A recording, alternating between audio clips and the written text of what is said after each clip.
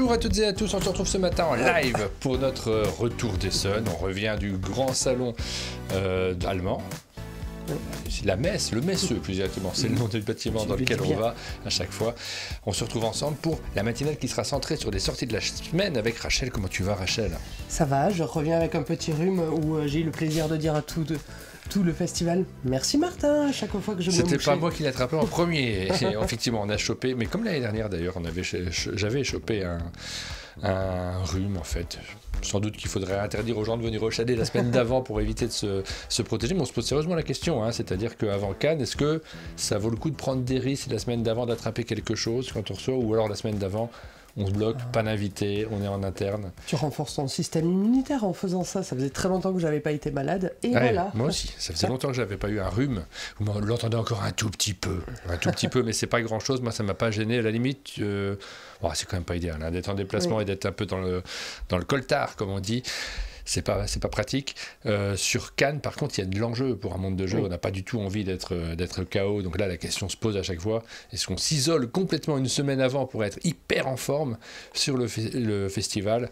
Peut-être qu'on le fera, surtout qu'on a beaucoup de choses à faire. Moi, j'ai une meilleure idée à proposer. On devrait passer une semaine au spa, histoire d'arriver en forme à Cannes. T'as vu l'icône de Sir Leon 95 qui s'est mis en couleur en rose fluo. Merci à lui qui s'est abonné. Donc ça, vous voyez passer les noms de ceux qui se sont abonnés sur la chaîne. On va commencer par les remercier comme d'habitude parce que vous avez l'occasion de nous soutenir. Vous savez que vous avez plusieurs options pour ça. Première option, vous êtes sur Twitch, vous regardez cette émission sur Twitch, vous pouvez vous abonner directement sur Twitch, ça c'est l'option classique, ça permet aussi je crois d'éviter les publicités en début d'émission. Oui. On n'en a pas dans le courant de nos émissions, je les ai jamais activées, c'est sans doute une perte d'argent mais je crois qu'elle n'est pas énorme, donc on a fait le choix de ne pas avoir de publicité pendant notre émission. Par contre le fait de s'abonner, vous avez cette option là pour pouvoir ne plus les voir, d'autant plus que vous avez un Prime normalement pour tous ceux qui sont abonnés à Prime qui ont la plateforme ouais. Amazon. Donc, mais il y a eu pas mal d'abonnements sur Prime ce matin. Je ne sais pas si c'est des renouvellements ou le geste automatique. Eh ben on va remercier tout le monde. Donc je te laisse remercier peut-être ceux qui sont abonnés sur Prime. Tiens, je te file la souris. Je l'ai fait à l'écrit. Ah, on va le faire à l'oral, c'est bien aussi. Et puis moi je regarde ceux qui se sont abonnés via la deuxième option. Attends, parce que j'ai vu l'appendixite. C'est le moment des merci, c'est important les merci. Alors on remercie Luigi 3, même s'il l'a fait hier, ça doit être en renouvellement, mais merci quand même. Merci l'appendixite de vive voix. Merci JPG. Mais pourquoi j'ai donné la parole à Rachel pour les remerciements? Merci Cyril, je le prononçais comme j'ai envie de le prononcer. Merci Caroline. Et merci Jeffa Wassoum.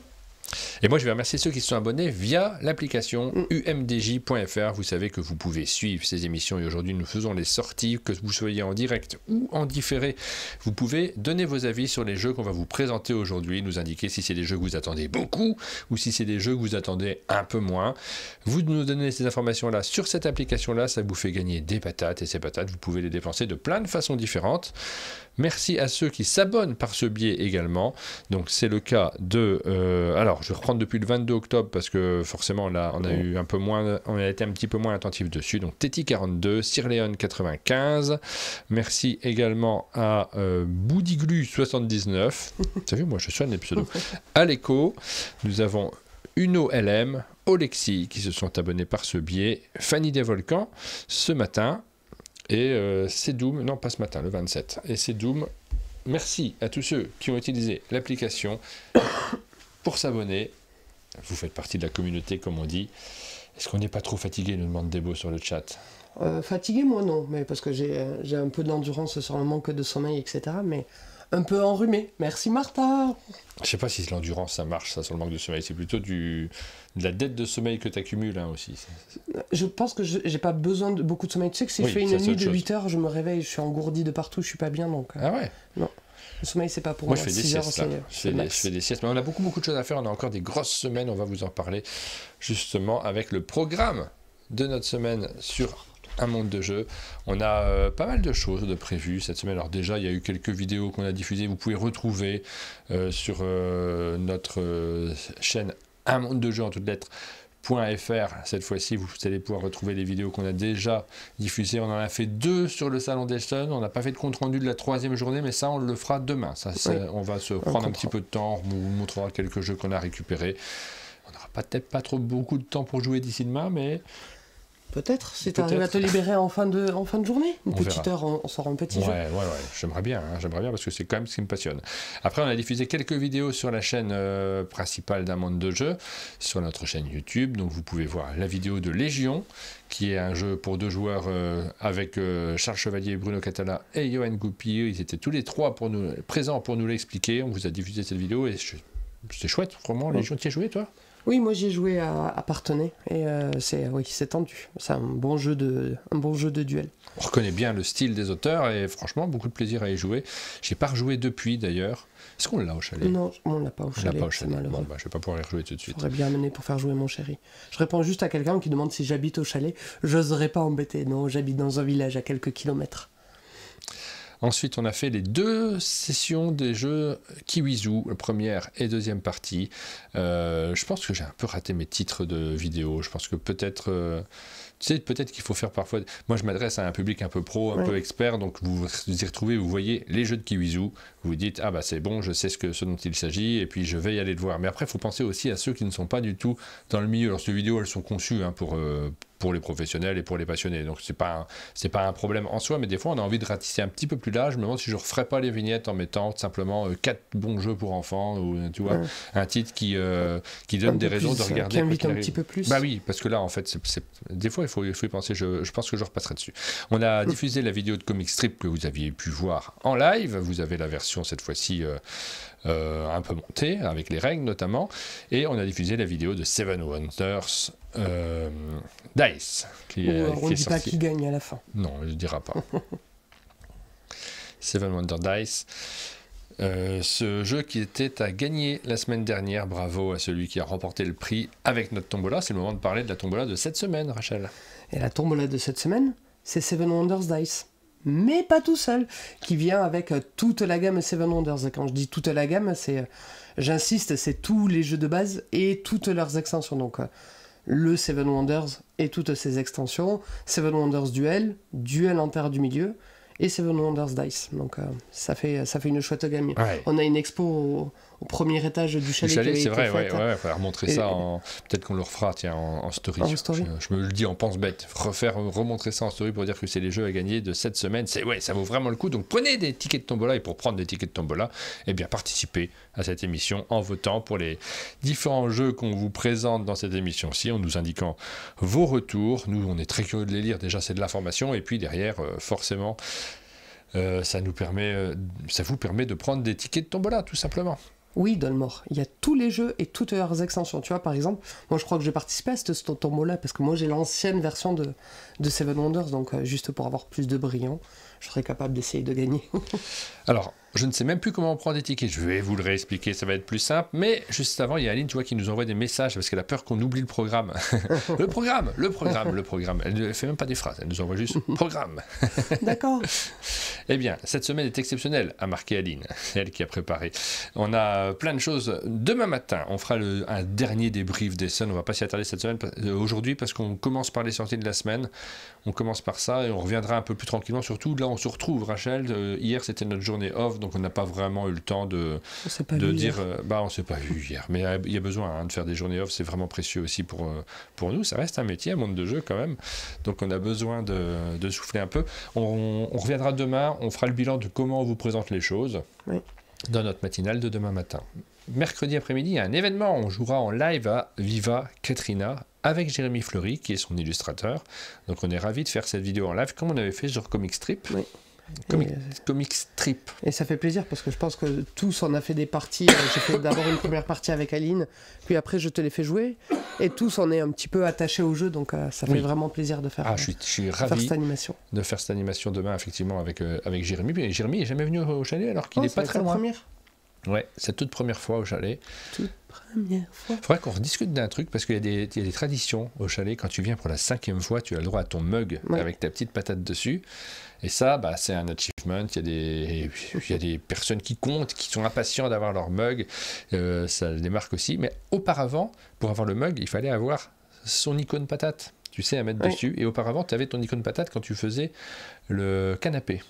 Ok. Et on ne fait plus le format canapé. Ça devient de plus en plus rare. On a acté qu'on ne le fait plus. On réfléchit même à retravailler l'espace qui est en haut du chalet en se disant on va améliorer l'espace.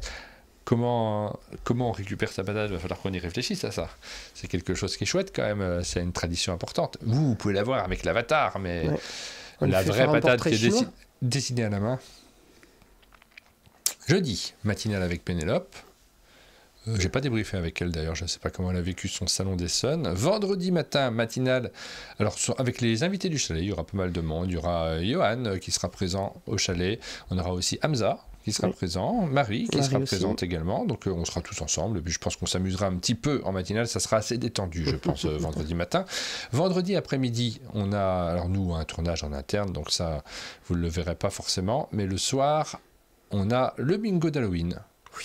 Ça va être énorme. Ah, ça va être chouette, ouais. J'ai vu les visuels que tu avais préparés. Il y a plus de 40 jeux à gagner. Ça va être fou. Oui, ça va être très chouette.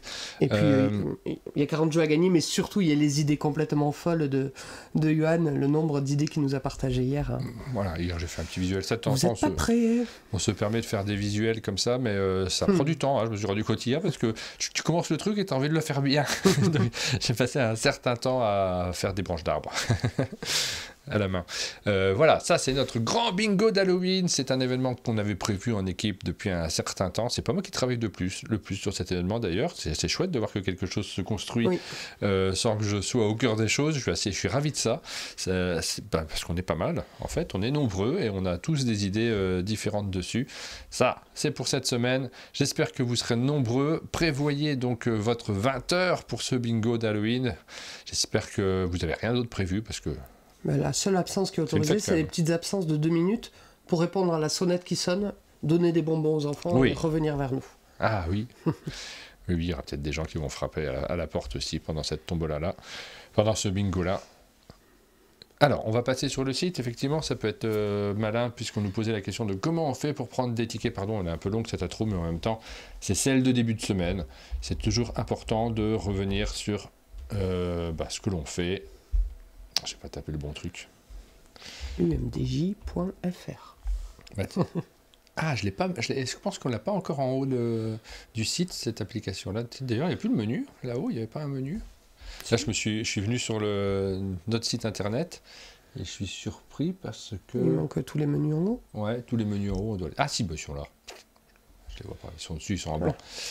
Il faudra qu'on mette l'application là-haut. Ah si. Non, je crois que c'est le mode d'emploi. C'est le mode d'emploi. Il faudrait qu'on mette directement le lien, parce qu'un clic, c'est déjà trop.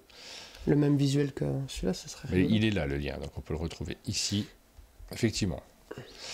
Donc, quand vous allez sur l'application, vous avez accès à plusieurs rubriques. Déjà, il y en a une petite qui s'est rajoutée, on vous l'a présentée la semaine dernière. C'est celle du bingo directement. Vous allez pouvoir récupérer vos grilles bingo. Moi j'en ai pris une déjà, donc j'ai la mienne, enfin celle de base en réalité, parce que si vous êtes abonné, vous en avez une de base. Tout le monde en aura une. Hein. On fait des jeux sans obligation d'achat. Ça c'est important. Ensuite, si vous voulez acheter avec vos patates que vous avez récupérées en faisant les votes, puisque là vous allez avoir des votes qui vont se rajouter dans cet onglet, c'est pas encore, on n'en a pas encore lancé, on va vous présenter les nouveautés, mais ça va se rajouter au fur et à mesure. Eh bien tout simplement vous allez sur l'onglet boutique, dans laquelle on discute pour rajouter des choses que vous pourrez véritablement acheter et véritablement recevoir, mais ça sera en argent réel, hein, ça, quand on fera des goodies et ce genre de choses. Mais avec cette monnaie virtuelle, vous avez la possibilité de recevoir, et c'est parfaitement gratuit, des tickets de tombola. Ça coûte 20 patates, c'est là, dans l'onglet boutique. Vous faites acheter tout simplement, ça me coûte rien, que mes patates que j'ai récupérées en faisant des votes, et hop, je pourrai participer au tirage au sort qui aura lieu vendredi pour gagner l'intégrale de Seven Wonders. Qui va me soutenir pour Tu crois que c'est toi qui vas te soutenir? Alors... Hop, on gratte exactement comme on veut. C'est pas moi, ça a l'air d'être moi. C'est Guillaume qui va me soutenir pour ce tirage. Voilà, mon ticket est gratté. Faudrait qu'on rajoute de nouveaux personnages de temps en temps, on en rajoute. Voilà, c'est aussi simple que ça. Tout est disponible, tout est simple. On préfère, si un jour il y avait un gros donateur, il faudrait prendre son avatar et en faire un ticket de bingo. C'est pour acter que ça a été un grand donateur. Ah oui, ce serait rigolo ça. Ouais. Mais alors, il faut fixer à quel niveau tu as un gros donateur. Hein. Et des tickets de tombola, vous pourrez aussi en récupérer dans la boutique. Pas pour l'instant, on n'en a pas mis encore. Des grilles de bingo. Ils ne sont pas encore mis, mais c'est pareil, ce sera le même système. Qui est en train de fixer Yoann. Oui. Il a des statistiques. Ça sera possible, mais bon, ça c'est secondaire. Nous, on organise Vous pouvez participer à tout ce qu'on fait de manière parfaitement gratuite et avec la possibilité d'utiliser vos patates pour ça. Mais là, les patates, utilisez-les pour le tirage au sort de cette fabuleuse tombola de fin de semaine. C'est le moment de revenir sur... alors le retour des sons, on passe assez rapidement dessus, on a déjà parlé, ça sera demain qu'on fera l'émission plus en détail. C'est le moment de revenir sur les sorties de la semaine. Je regarde vos commentaires. Il y a Goldust qui nous fait un coucou. Coucou. Merci à Caroline Frey qui vient de nous soutenir sur la boutique. J'ai pas vu passer le message. Et donc vous avez vu son... Je suis pas assez attentif parce qu'on voit vos avatars, c'est le moment de les regarder. Il me faudrait sur le téléphone les notifications. Il faudrait surtout qu'on... Et pour répondre à Hélène, il est à 20h le bingo. Oui, on l'a placé à 20h. On se dit que c'est un horaire où vous êtes peut-être encore entre la table et puis la sortie de table. Sur les corvées d'après-repas, sur la vaisselle. Arrêtez la vaisselle, venez sur le bingo. Voilà, puis comme ça, c'est entre deux choses, vous avez encore un bout de soirée derrière. Oui, il y a Yoann Levé qui t'a corrigé. Oui, sans être abonné, on a tous une grille, et puis on en a une deuxième si on est abonné à la chaîne. Tout le monde peut participer, de base, vous n'avez pas besoin de dépenser quoi que ce soit pour pouvoir jouer, ni même vos patates, c'est accessible à tous. Mais la victoire n'est accessible qu'à moi. Sur le bingo, tu crois que tu vas gagner un lot? J'ai jamais rien gagné au bingo de Yoann. Jamais. Mais on peut, là on peut, il y a tellement de jeux à gagner qu'on peut gagner un lot et on remerciera d'ailleurs tous les éditeurs qui nous ont soutenus sur ce petit événement-là. Les sorties de la semaine, on est dans les grandes périodes des sorties, naturellement, il y a plein de choses. Ah oui, Aline a fait une petite photo, elle a rajouté une petite photo de tous les jeux à gagner de Seven Wonders, vous le voyez. On passe aux sorties de la semaine. Quelques très jolis titres d'ailleurs qu'on va accompagner avec des vidéos, puisqu'il y en a certains sur lesquels on a tourné les vidéos. On a le Mage de Nefertiti qui sort cette semaine. Alors ça, celui-ci, je ne le connais pas, moi. Magistory. Oui, je pense que c'est voué à être une gamme. J'ai vu l'éditeur se balader à Vichy, le produit m'intriguait. Après, du coup, j'ai pas trouvé grand-chose en dehors de... Si tu descends, il y a une petite vidéo qui est censée te faire envie. Ah, j'ai hâte d'avoir envie, je vais regarder ça immédiatement. Désolé. Donc c'est un coffret de magie avec du matériel qui a l'air un peu plus qualitatif de ce qu'on trouve dans les kits d'initiation à la magie, mais encore, je vous dis ça sans avoir vu le produit. Alors ça plaira pas à tout le monde. Les guides de magie ne sont pas des guides écrits, mais sont des guides vidéo, des QR codes que les enfants vont pouvoir suivre pour corriger leurs mouvements et sur une thématique égyptienne. Voilà, avec des serpents et des choses comme ça. Mais voilà. J'ai toujours... je crois même que j'ai acheté des kits, parce que les enfants, ils passent toujours par une période où ils veulent découvrir la magie et faire leur tour de magie. Et je pense que j'ai acheté à chaque fois des mauvais produits qui n'auront jamais servi. Ah oui. Peut-être que c'est celui-là, mais... Peut-être, mais il faudra l'essayer. Il y a eu quelques-uns d'éditeurs de jeux de société qui faisaient des petits trucs de magie. On en a vu quelques-uns. Donc voilà, c'est possiblement disponible en boutique. Quel est le distributeur Je crois que c'est Jeux Délire. Jeux Délire. Ensuite, Gloomhaven, donc Bouton et Bestiole, c'est une grosse boîte, Gloomhaven, c'est un gros jeu, il y a ses aficionados, il y a des joueurs qui ne jouent qu'à ce type de jeu-là et qui ont besoin d'avoir régulièrement des extensions, des contenus additionnels. C'est le cas de cette boîte-là. Non, c'est une mini-boîte. Tu vois pas laquelle c'est là? Je vois pas du tout, non. C'est une boîte, elle fait... alors, hop, je vais le faire comme ça, mais elle fait à peu près ça en volume. Ouais. C'est vraiment... ça se situe historiquement dans la suite de Gloomhaven et de son extension, mais c'est une mini-boîte. Et pourtant, t'as genre 6-7 figurines à l'intérieur, autant que t'as de personnages, mais tes combats, puisque c'est du combat tactique, ça se joue juste sur une petite carte de jeu. Ah, c'est un stand-alone, tu veux dire? Oui, c'est un stand-alone minuscule en termes de format. Je format. pensais que c'était du contenu en plus, moi. Non, c'est vraiment... tout petit. Et je vois le logo de Dyson dessus. Je me suis toujours demandé si ça prenait vraiment, parce que ce projet-là, Dyson, on voit que c'est un projet qui est important, qu'il y a du monde qui bosse dessus, mais j'en entends très très peu parler. Je sais même pas ce que c'est. Dans le monde francophone. Tu sais pas ce que c'est? Non. C'est Mathieu Bonin qui travaille pour Dyson également, en plus de Ketchup et Banquise. Et c'est une plateforme numérique sur laquelle tu as des règles qui sont expliquées, mais magnifiquement. Avec des animations et tout ça? Ouais, plus que ça, en fait, c'est didactique. C'est-à-dire que tu peux les suivre en installant ton matériel, ils disent installer les choses, et puis comme donner un tuto BGA, mais une sorte de tuto avec ton propre matériel. Et c'est très chouette. Et de temps en temps, il y a des éditeurs qui passent par là pour avoir les explications de règles. La carte qui est à droite, c'est Gloomhaven. Mais c'est un jeu solo, du coup. Oui, et du coup, c'est un jeu solo, oui, c'est important de le signaler. Il y a du dé pour faire des modificateurs. Curieux de voir. Je pense que je n'ai jamais joué à ce genre de choses, moi, mais je serais curieux de voir également. Je crois que j'ai oublié de lancer les votes. Je me rends compte que là, je n'ai pas lancé le premier. Et on va faire les votes au fur et à mesure. On les fait toujours après avoir présenté le jeu, c'est important, mais peut-être pas oublier de vous proposer de voter également. Après, pour moi, c'est très froid, Gloomhaven. J'ai l'impression de jouer à un jeu vidéo au tour par tour. Alors, pour certains, c'est une très bonne chose. Pour moi, c'est trop froid. J'avais juste fait Gloomhaven, la mâchoire du lion, en entier, mais... Alors, on lance le vote pour le mage de Nefertiti. Est-ce que j'ai appuyé sur le bouton ou pas? Non. Mon doigt n'a pas été tactile, donc je réappuie. Voilà, là, j'ai l'impression que ça s'est lancé. Et je vois dans le chat qu'il y en avait qui avaient dû l'acheter en VO. Buttons and Bugs. Ils se sont fait peindre les figurines qui sont toutes rikiki, mais ça déborde de matériel à l'intérieur de la boîte parce que t'as plein de cartes, t'as ces compteurs de vie, t'as des dés, t'as des figurines, il y a tout ce qu'il faut. Ah ouais. Ouais, bah, je suis curieux, je serais curieux de le voir. En vrai, bon, on n'achète pas tout, on achète des choses qui nous correspondent évidemment. Et vous pouvez voter donc pour ce jeu également et nous indiquer si vous l'attendez avec impatience. Quelle note je mettrais, moi, tu vois, sur ce genre de jeu. Alors, on passe par l'application et on regarde, on remonte un petit peu. Donc, il faut repasser, j'étais dans le menu. Ici, le mage de Nefertiti, bon, écoute, il y a aussi cette intention d'achat qui est présente. T'as déjà fait de la magie? Ouais, j'aime bien la magie. En même temps, je vais mettre une note. Je ne vais pas foncer pour l'acheter, hein, soyons honnêtes. On ne va pas tricher sur les notes. Je mets un 30%. Je serais curieux, parce que j'ai toujours envie de découvrir les choses. Sur Gloomhaven, ça ne me correspond pas. Je suis curieux en même temps, tu vois. C'est pas mon type de jeu, mais j'aimerais bien voir le matos. J'aimerais bien voir comment ça marche, tester, voir quelle est l'imagination. Il y a toujours cette curiosité-là. Mais ça ne me correspond pas. Donc, allez, je vais mettre un peu plus, 37%. Vous faites exactement comme vous voulez, c'est personnel et votre échelle, c'est la vôtre. Il faut faire en fonction de vos goûts et de vos envies.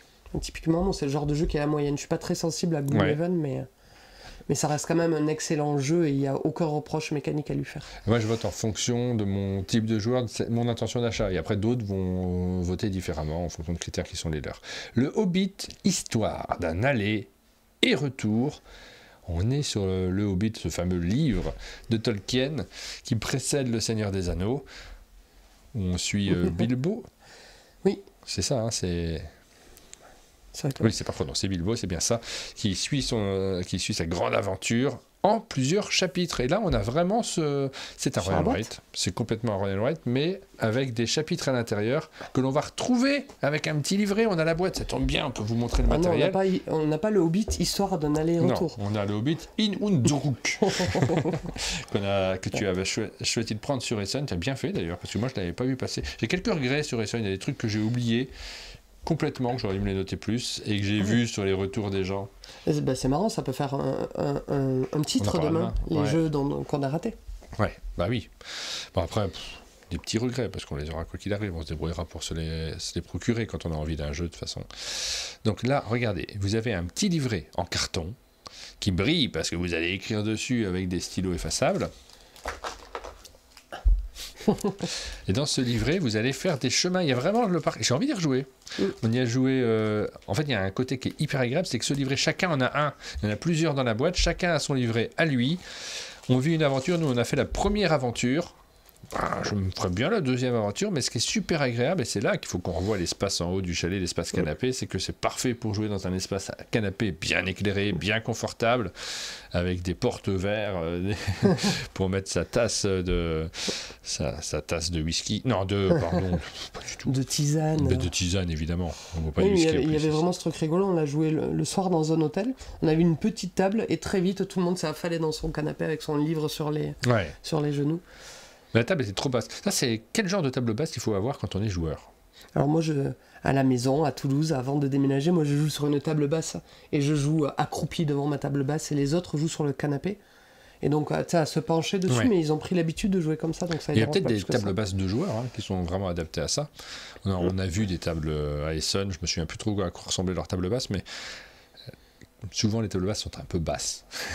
Donc, plein d'aventures à l'intérieur, plein de choses à vivre différentes, et on voit que les niveaux ne sont pas les mêmes. Nous on connaît que le premier pour l'instant, on n'a pas exploré les autres. Qui a fait Route des Vignes. J'ai bien aimé. Oui, je te laisse en parler si tu veux. Alors déjà c'est du roll and write, et oui, Laura prend ce jeu-là, les boutiques en auront pas beaucoup, le stock est ric-rac, donc fonce. C'est Rachel qui te le dit. On lance des dés, et sur ces dés, on va chacun son tour en sélectionner un et faire ce qui est écrit dessus. Grossièrement, ce que vous voulez faire, c'est faire des chemins. Il y a soit des croix, soit des virages, soit des lignes droites. Vous essayez de ramener tous les personnages qui sont sur la carte à la fête. Donc il y a des nains, mais il y a aussi des personnages principaux, Gandalf et l'autre dont j'ai oublié le nom, Thorin. Je sais plus. Le nom. Donc vous essayez de ramener tout le monde à la fête, mais il vous rapporte des points si vous les ramenez à la fête. Mais vous essayez aussi de récolter du pain qui se trouve sur les faces de dés, parce que si vous les ramenez à la fête, vous espérez aussi avoir de quoi les nourrir. Mais c'est très rigolo parce qu'on lance les dés, et Aline, il y avait ce truc-là, elle a pensé dès le début à prendre les pains, et nous, tout à la fin de la partie, on a râlé. Mais il n'y a jamais de pain sur ce lancer de dés. On va vous dire qui a gagné à chaque fois qu'on fait un jeu.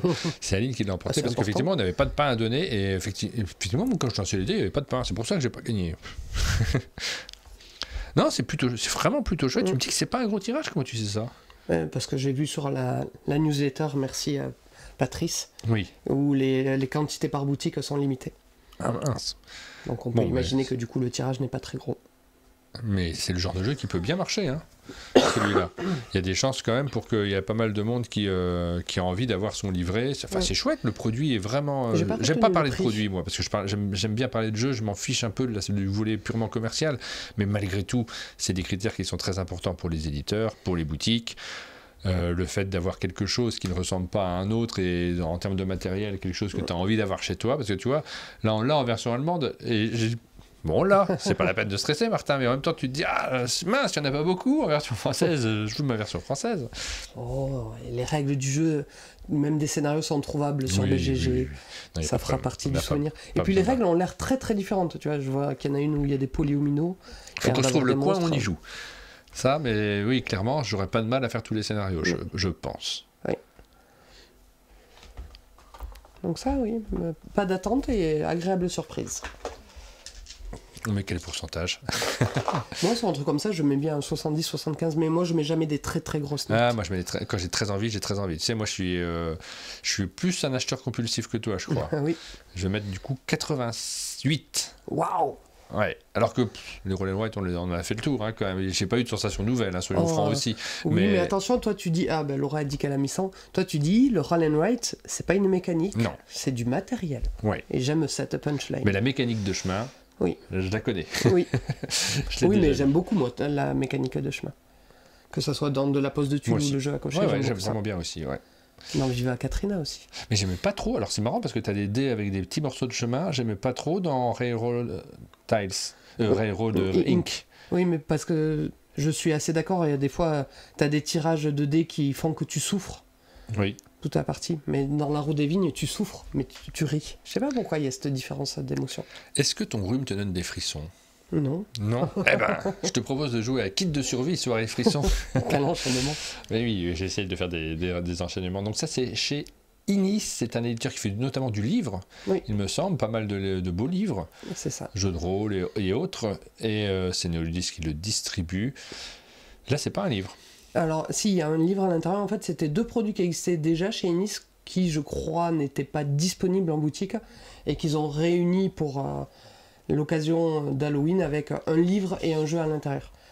Le livre, c'est un livre comme Sepherinis sur les, j'allais dire les classiques, les préjugés qu'on peut avoir sur les films d'horreur, et un petit jeu à l'intérieur où je me suis dit que vous alliez aimer, et ça tombe bien, je crois qu'on en reçoit un, en tout cas, alors spoiler alert, il y en aura un à gagner pour la soirée Halloween, mais un petit jeu avec plusieurs modes de jeu, dont un où tu tires des cartes avec un préjugé sur un film d'horreur, le chien meurt en premier, tout le monde doit écrire un titre, on en tire un autre, est-ce que tu as encore des inspirations, est-ce que tu as encore des titres de films à citer avec tous ces poncifs sur les films d'horreur, voilà. Mais après, je crois que vous n'êtes pas très film d'horreur. Si. Si, des films d'horreur aussi. Moi, je suis tout. Moi. Tu sais, je suis vraiment. C'est comme dans le jeu de société. Quand un truc est bon, je suis curieux de découvrir pour voir ce dont il s'agit. Là, on regarde la série sur Bienvenue à Derry. Ah, mais j'ai commencé hier soir. Pareil. Je n'ai pas fini la première. Si, moi, je suis très film d'horreur, justement. Ouais. Alors, pas tous, oui. Mais. J'aime pas spécialement attiré par les films gore, j'aime bien ceux où il y a tout un univers, un truc de développé qui te fait un peu rêver dans ce domaine-là, oui. Voilà, donc c'est Soirée Frisson, ça sort également cette semaine. Bravo pour les fiches, hein, Rachel, parce que c'est vrai que, je le dis quand même, tu t'es occupé entièrement de faire toutes les fiches des jeux qui sont présentés cette semaine, et puis tu en sors bien, et pour moi c'est aussi du confort. Aline le faisait aussi assez régulièrement, on est tous capables de le faire, mais c'est bien de pouvoir se dire, bon bah ça avance, je peux me concentrer à d'autres choses, et il y en a des autres choses à faire en ce moment, vous l'avez vu avec le nombre de vidéos qu'on diffuse. Postcards. Un jeu d'Éric Dubu et Simon Kane, c'est illustré magnifiquement par les Crocotam, puisque vous avez à l'intérieur de ce jeu des cartes postales, mais réellement, on va les montrer ces cartes postales. Vous avez un matériel de dingue à l'intérieur, avec une grande carte de France. C'est une invitation au voyage, Postcard. Vous voyez la carte, vous savez que vous allez vous déplacer à vélo sur cette carte de France pour aller d'un lieu à un autre, pour faire de magnifiques visites, découvrir des points de vue somptueux et collectionner les cartes postales que vous allez pouvoir envoyer, les cartes postales qui sont également des objectifs à remplir.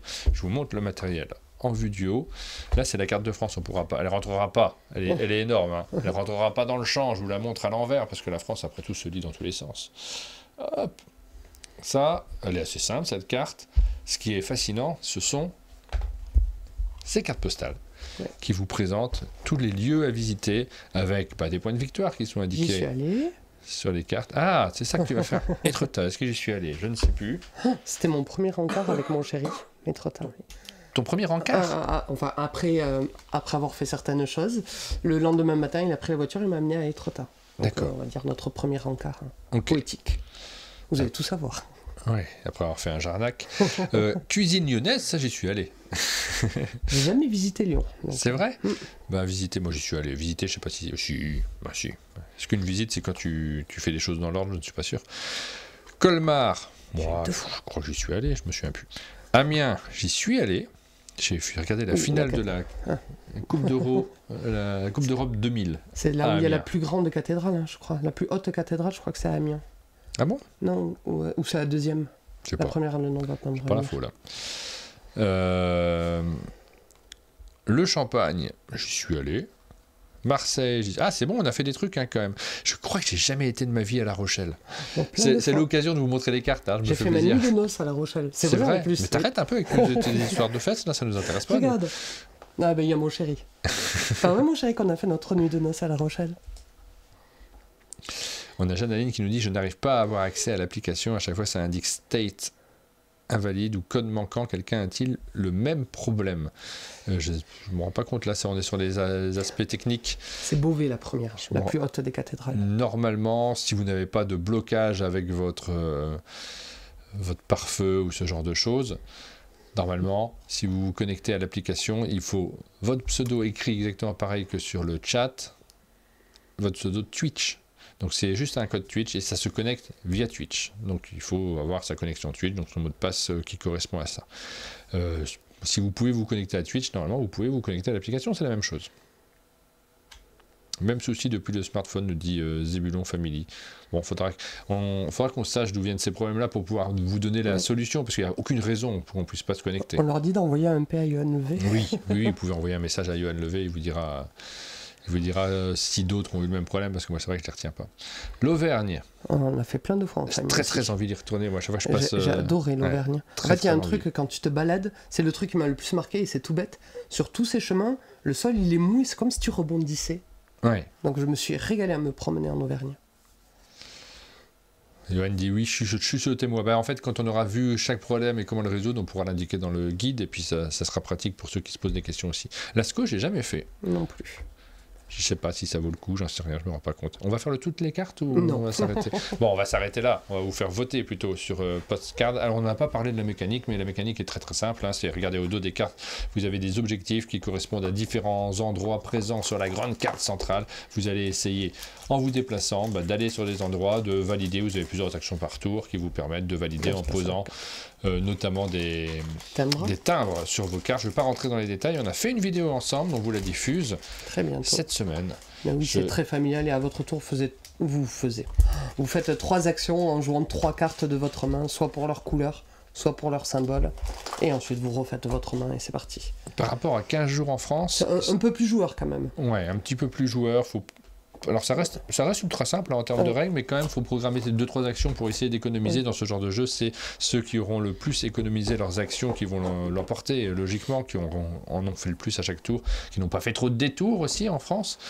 Mais c'est un peu plus joueur, mais on est quand même sur du très familial. Ouais. Il y a quelques extensions à l'intérieur, c'est ça qui est chouette. Sur le premier tirage seulement, du coup j'ai eu l'info. Ouais, premier tirage seulement. Merci à Bourriquette75 qui nous a fait un petit don via l'application, donc elle a pu se connecter. On voit, elle a fait son avatar.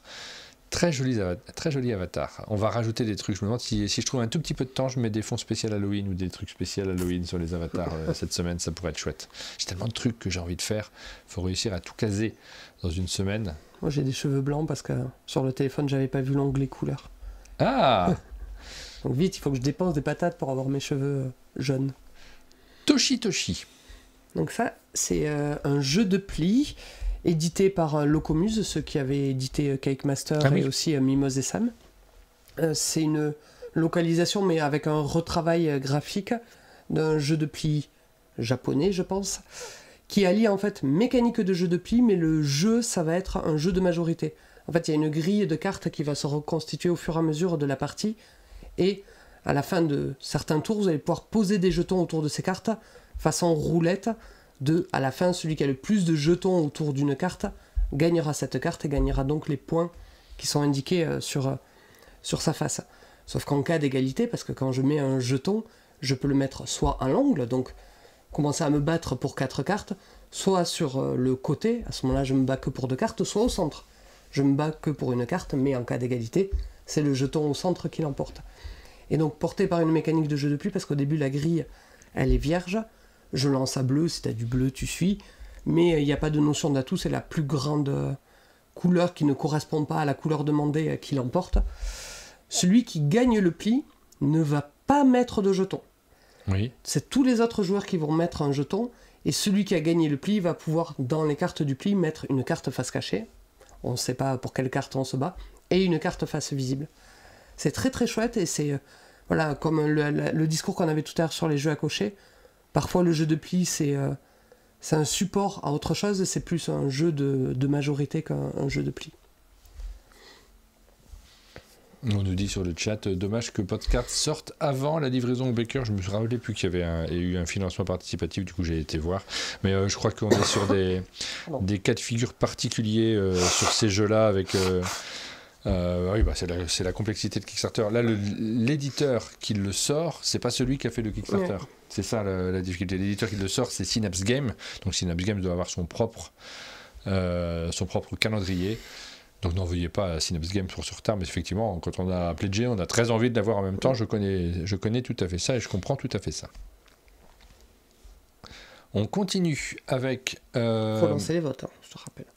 C'est bon, c'est fait. Oh, oui, c'est fait. Oui, c'est fait. Merci d'ailleurs, je ne sais plus quel est le don qu'on a vu passer.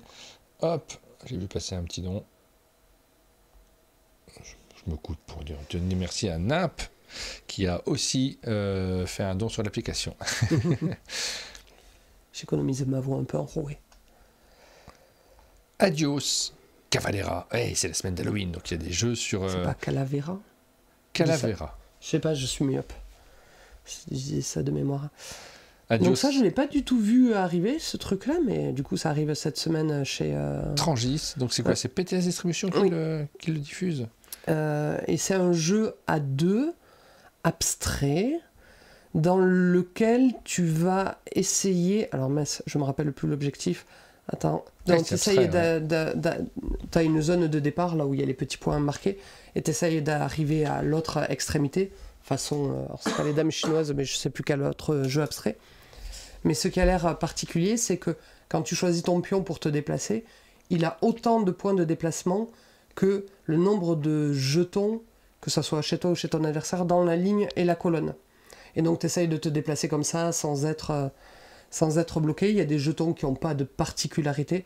Et ensuite, tu as retourné la moitié de tes jetons au début de leur partie pour leur donner un petit pouvoir spécifique. Ça m'a rendu curieuse. Un petit jeu abstrait voilà, de déplacement. Voilà pour Adios Cavalera. Donc ça fait partie de ceux qu'on n'a pas forcément anticipés. Donc on les découvre au moment de faire la matinale. En tout cas, c'est mon cas. Ensuite, on a Ce n'est qu'un jeu. Alors là, c'est un livre. C'est ça hein, le titre. Oui. Ce n'est qu'un jeu. On l'a reçu d'ailleurs parce qu'on espérait le recevoir avant Essen. Oui, alors c'est le livre d'Henri Carmarek qui nous a d'ailleurs envoyé un mail pour nous expliquer ce dont il s'agissait et pour nous proposer de l'envoyer également. Ouais. Un grand merci à lui. Alors c'est un livre assez sérieux finalement, puisque vous voyez les sous-titres. Usage politique du jeu de société. On vous avoue qu'on n'en a pas encore lu entièrement. J'ai scrollé un petit peu hier soir et je me suis permis de faire un résumé. Voilà, cette formule, ce n'est qu'un jeu, vous la connaissez, c'est le nombre de fois quand on est passionné par le jeu de société alors il y a plein d'usages, il y a plein de formules assez différentes, mais le nombre de fois où on vous dit que le jeu de société c'est pas très important, ça reste quelque chose de léger. Il en a fait toute une réflexion et tout un discours autour de ça, donc il y a plein de choses qui sont forcément intéressantes aussi, et ça lui permet d'explorer le monde du jeu. Henri Carmarek, on le connaît bien parce que il a joué pas mal de rôles, c'est un auteur de jeux de société évidemment, mais il a joué plusieurs fonctions, graphiste également sur certains jeux aussi. Je me souviens de jeux chez Capsilum, je me lance dans des trucs, Capsilum Games où il a fait les illustrations, comment ça s'appelait, je ne sais plus. C'est dur quand on n'a plus de mémoire hein. Pas à l'UH, à la Sage. Oui, à la Sage. Il était à la Sage. Il a été président de la Sage. Exactement. Donc voilà, tu nous as fait un petit résumé ? Oui, enfin, je suis allé chercher. Alors, c'est un livre qui fait quand même 300 pages, donc non, je ne l'ai pas lu. Et c'est très, comme tu dis, c'est très studieux. Il y a quand même beaucoup de choses à lire avec beaucoup de renvois bibliographiques. Mais la première partie du bouquin est quasiment la moitié, c'est quand même l'histoire du jeu, avec les jeux anciens, etc. Et la deuxième aborde un côté un petit peu plus politique, comment c'est une représentation de notre société et comment peut-être on peut bouger, comment le jeu devrait être l'image de la société, en tout cas telle qu'on l'idéalise. Moi, je vais le dire comme ça. Donc voilà, si vous voulez vous plonger dans les réflexions autour du jeu de société, c'est une entrée aussi possible. On continue avec Chronic Cards. Alors les Chronic Cards, on passe assez vite dessus. Hein. C'est ces jeux qui vous permettent de placer des choses, des événements, des éléments en fonction de leur date. Une nouvelle boîte qui sort, c'est cette fois-ci sur la culture geek. Quiz chronologique, simple et malin. Vous connaissez ça par cœur. Ouais. La différence, si vous ne connaissez pas Chronic Cards par rapport à un timeline, c'est que je trouve que il y a vachement plus de texte et tu te retrouves pas juste avec la question et la réponse. Oui. T'as des informations sans avoir à sortir le smartphone. Et un des éditeurs, Jonathan Payoncy, qui est le frère de l'auteur, on le reçoit bientôt au chalet pour un excellent jeu, mais j'en dis pas plus. Ensuite, on a petite extension, elle marche bien, ces extensions sous forme de booster, on se rend compte, alors ça marche bien, mais après je sais pas si les éditeurs gagnent beaucoup d'argent sur ce genre de choses, mais ça permet plutôt de relancer la com, je dirais, parce que c'est des toutes petites boîtes vendues vraiment, c'est des boosters, vendues vraiment pas très très cher. C'est genre 5 €. Ouais, Faraway sous un ciel d'étoiles, c'est la nouvelle petite extension pour Faraway. Pas la seconde, non, dans ce format-là. Si, c'est la seconde. Le premier, le nom va pas me revenir. C'est la seconde. Et là, de ce que j'ai vu, la particularité, alors, il y a des cartes de base qui maintenant sont grises, comme les refuges l'été. Et surtout, il y a des cartes comètes, dont les valeurs vont correspondre à des cartes en jeu. Et ces cartes comètes, quand tu les as dans ton tableau à la fin, tu sais, dans le scoring, que tu retournes toutes tes cartes pour les retracer dans l'ordre chronologique, ces cartes comètes, tu les laisses visibles. Donc leur icône compte même pour des cartes plus à droite. J'ai beaucoup joué à Faraway. Ouais, et j'ai pas joué à la première extension en fait. J'ai du retard sur les extensions, ça me dirait bien de me le programmer, mais après il faut y repenser. Nous, quand on est dans le flux du chalet avec toutes ces grosses boîtes de nouveautés, on a envie de foncer dessus, et des fois on oublie les choses. Et j'ai pas joué à l'extension, c'est le genre de. On est à un moment pause café en début d'après-midi où on a le droit de jouer. Après la matinale. En fait, il faut plusieurs moments pour jouer. Après la matinale, en début d'après-midi, en fin de soirée, en fin de journée. Toute la journée. Ouais, toute la journée. Ça va être super nos émissions. Hein. On va bien travailler. Ensuite, on a Amanite. Alors celui-ci, c'est le nouveau jeu de Spiral Edition, leur 4e, si je ne me trompe pas. Je dis ça de tête comme ça. District Noir. District Noir. Ensuite, il y a eu Boréal. Après, le dernier qui est sorti qui a très bien marché. Ah oui, non, Présage, c'est pas chez eux. Si. Ah, mais Présage et Amanite. Et Amanite. J'ai tout retrouvé en faisant et le et suivant et. T'as vu? J'ai aucun nom. Désolé. Thomas Vazov, illustré par Roxane Campo à la main, parce que là on voit même la texture de la couleur sur les différentes illustrations. Vidéo de la création à la gouache. À la gouache, exactement. Regardez, hop. Ici. Oh, on a même la musique. Et désolé, du coup c'était un format vertical. Merci de mettre ce genre de contenu, c'est toujours chouette parce que c'est un truc que tu as envie de mettre en avant sur la boîte d'Amanite. C'est chouette, hein, parce que ça fait des très jolis visuels qui ne ressemblent pas aux autres non plus et qui vous permettent de jouer en vous immergeant dans des champignons, là en l'occurrence. Plein de champignons différents. Et puis ça me fait tousser. Ça fait des chouettes originaux derrière. On se demande toujours, mais qui a l'original? Qui le garde? Les traces de peinture, ouais, c'est chouette. Moi, je suis très sensible maintenant à ça et tu vois, on peut critiquer les IA pour plein de raisons différentes et on le fait régulièrement. Mais il y a une vertu aux IA, c'est que les originaux qui n'avaient plus tellement de valeur ces dernières années, qu'on ne voyait plus, dont on parlait moins, d'un seul coup, ces dessins, ces personnes qui faisaient leurs dessins à la main, ça redonne de la valeur à tous ces formats originaux. Après, il y a les IA qui te font des fausses vidéos de comment le croquis a été fait. Ah oui, oui, bah, on s'en fiche. Je parle de l'original que tu as chez toi. L'original papier, ouais. Voilà. Peut-être que tu vas en parler de Amanite, on y a joué ensemble. Ben oui, Amanite, c'est un jeu dans lequel vous allez essayer de collectionner des champignons. Donc, jeu de collection, on garde des éléments, mais on ne connaît pas leur valeur. On commence la partie en ayant 6 types de champignons. Il y en a un qui vaudra -1 point en fin de partie, c'est pas terrible. -1 point. Il y en a un qui vaudra 3 points en fin de partie, c'est super. Il y en a un, c'est du poison, il est mortel ce champignon. Il y en a un, c'est un antidote. Si vous mangez ce champignon en même temps que le poison, c'est bon, le poison ne bouffera rien. Je ne sais pas s'il existe vraiment. Et puis, il y en a 2 qui sont un peu plus neutres. Il y en a un qui vaut 1 point, je crois, et un autre 2 points quand même. Ouais, mais après, ces cartes-là, elles peuvent changer. Elles peuvent changer, ça c'est pour la partie de base que l'on fait. Et puis, tout simplement, vous allez disposer des champignons en face, de bons coins à champignons sur lesquels vous allez vous placer. Et les joueurs, à tour de rôle, vont se placer sur un des 2 emplacements disponibles.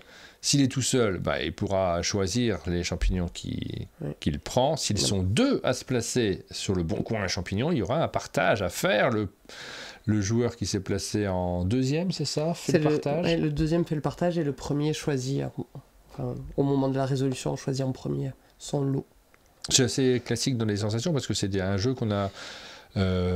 c'est des mécaniques, des sensations en tout cas qu'on a déjà croisées dans d'autres jeux, hein, les jeux de bluff sur la valeur d'éléments, mais ça marche très bien, c'est très agréable. Moi je vais y jouer avec quelqu'un d'autre que toi parce que tu m'as percé à jour dès le premier tour donc. Ouais, alors c'est le genre de jeu, je fais toujours gaffe, enfin je fais pas gaffe, avec toi je fais pas gaffe, mais avec d'autres je fais un peu attention, parce que c'est vrai que je trouve ça très amusant de faire semblant tout d'avoir compris, mais c'est du bluff, hein. C'est-à-dire, ah bah je le sais, bah, vu comment tu as joué, c'est forcément que ce champignon vaut autant, celui-là vaut autant, et il se trouve que j'avais raison sur ce coup-là, mais c'est peut-être un peu un coup de bol, et il y en a d'autres qui peuvent trouver ça irritant, le joueur qui roule des mécaniques, qui se fait passer pour un médium. J'aurais dû plus pousser mon bluff et ramasser des mauvais champignons, parce que oui, j'ai eu peur des champignons poisons, donc je les ai évités. Mais est-ce que j'ai gagné pour autant? Je suis pas sûr. Si. Parce que tu avais oublié de compter, je sais plus quel animal il y a dans le jeu. Tu sais, le sanglier. Quand tu récoltes un sanglier, il vaut quand même 3 points et il te faisait défausser un champignon. Et tu as gagné à cause des sangliers. Tu avais plein de sangliers. Bon, bah alors, si j'ai gagné, il faut qu'on le refasse. Hein, parce que... Il y a des tapis pour tag team. Est-ce que c'est indispensable? Oui, si vous jouez beaucoup au jeu tag team. Et il y en a 2. Je les ai mis sur la même fiche pour gagner un peu de temps. Jeanne, Mordred, Milady, Golem. Alors 2, c'est des illustrations qui correspondent aux personnages que vous avez peut-être envie de jouer, mais on rappelle qu'on mélange les personnages dans le jeu. À chaque fois, vous allez choisir 2 decks, vous allez les mélanger. Donc vous choisissez celui que vous préférez peut-être, mais en réalité, vous n'en aurez pas un pour chaque personnage. Bon, ça pour ceux qui aiment... Organiser. Oui, exactement. J'aime bien, moi. J'aime bien avoir dans ce genre de jeu une surface quand même pour pouvoir poser mes choses. Sur la table c'est bien aussi, mais ça permet d'organiser tout simplement, oui, effectivement. Underwater City, Data Era, c'est un jeu qui continue à bien marcher. Oui, ça continue à être un classique. Après, il n'y a pas grand chose à en dire, surtout que j'avais plus le jeu suffisamment fraîchement en tête, donc à part vous dire que c'est une extension, que je crois que ça rajoute du matériel aussi supplémentaire pour le jeu de base, un peu amélioré, mais j'ai pas regardé plus en détail. Veuillez m'excuser pour la gêne occasionnée. Sur notre festival, Tony Ronchon a fait notre affiche, mais s'est fait insulter car les gens disaient que c'était de l'IA. C'est possible, ça? C'est possible de... Bon, les gens sont très en colère. Ok.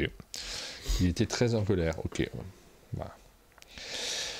Donc voilà pour Underwater City, une petite extension en plus pour ce classique peut-être maintenant, mais j'ai pas tant joué en réalité sur Underwater City. J'ai dans mon entourage des grands fans, moi. Le peu de diversité des cartes m'a toujours un peu laissé un peu froide. Vous allez dire, mais elle est difficile, non. Vraiment, je suis bon public pourtant. Nocturne.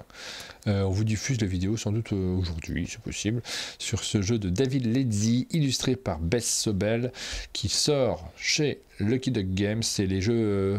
AEG Flatout. Flatout, ouais, c'est ça. AEG est aussi éditeur, je me suis posé la question. Les deux sont éditeurs en fait. Il me semblait que c'était Flatout, le studio de développement, non? Je crois que les deux sont liés. D'accord. Mais j'ai jamais compris dans quelle mesure. C'est un jeu d'enchères spatiales et de collecte d'objets. C'est-à-dire que sur les premières boîtes, il n'y avait que Flatout, sur les toutes premières de la collection. Maintenant, il y a AEG aussi qui est là systématiquement, puis Lucky Duck Games évidemment, parce que c'est l'éditeur francophone.